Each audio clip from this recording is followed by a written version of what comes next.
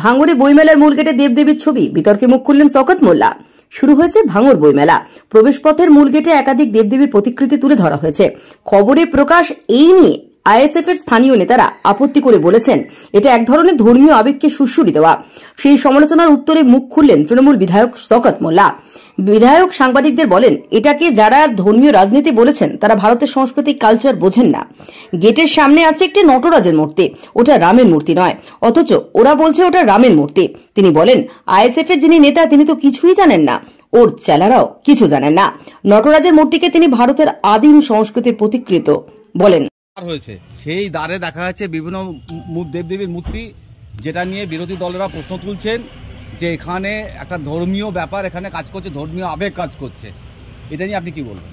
দেখুন, যারা ভারতবর্ষের সংস্কৃতি, ভারতবর্ষের কালচার এবং কিছুই বোঝে না, তারা তো এই ধরনের কথা বলবে। এখানে যে গেটে যে আমাদের আদি যে সংস্কৃতি, সেই সংস্কৃতির বেশ কিছু ছবি আমরা তুলে ধরার চেষ্টা করেছি। এখানে সামনে যে ছবিটা আছে, যেটা আজকে নাকি শুনলাম কিছু আইএসএফ এর লোকজন তারা এটাকে রাজনীতির রং দেওয়ার চেষ্টা করছে, এটা রামের মূর্তির কথা বলছে। আসলে এরা তো এদের সংস্কৃতি, এদের কালচার সংস্কৃতি এরা কিচ্ছু বোঝে না। এরা সাদাও বোঝে না আর কালোও বোঝে না। এটা হচ্ছে নটরাজনের মানে ছবি। এটা ইতিহাসটা একটু ভালো করে পড়ে দিতে বলবে। আসলে ওদের যিনি নেতা সে তো একটা অশিক্ষিত, সে তো কিছু বোঝে না। আর তার চেলা চামুন্ডে যারা আছে এই ভাঙড়ে, তাদেরও কালচার হচ্ছে এইটা।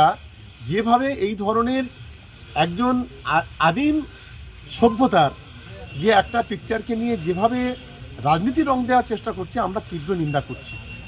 এবং যারা এটাকে আরও রাজনীতি করার চেষ্টা করছে যে বিরোধী দলের সম্মান দেওয়া হয় না, এখানে বিরোধী রাজনৈতিক দলের যারা কংগ্রেস থেকে সিপিএম থেকে শুরু করে বিশিষ্ট মানুষজন যারা আছেন, তারাও আমাদের সঙ্গে আজকের এই মঞ্চেও আছে। ফলে এই ধরনের কথা বলে এই পরিবেশটাকে নষ্ট করা বা ছোট করা, খাটো করা, এটা অত্যন্ত ছোট মনের। আমি এই বিষয়গুলো থেকে তাদেরকে বিরত থাকার জন্য আমি অনুরোধ করব।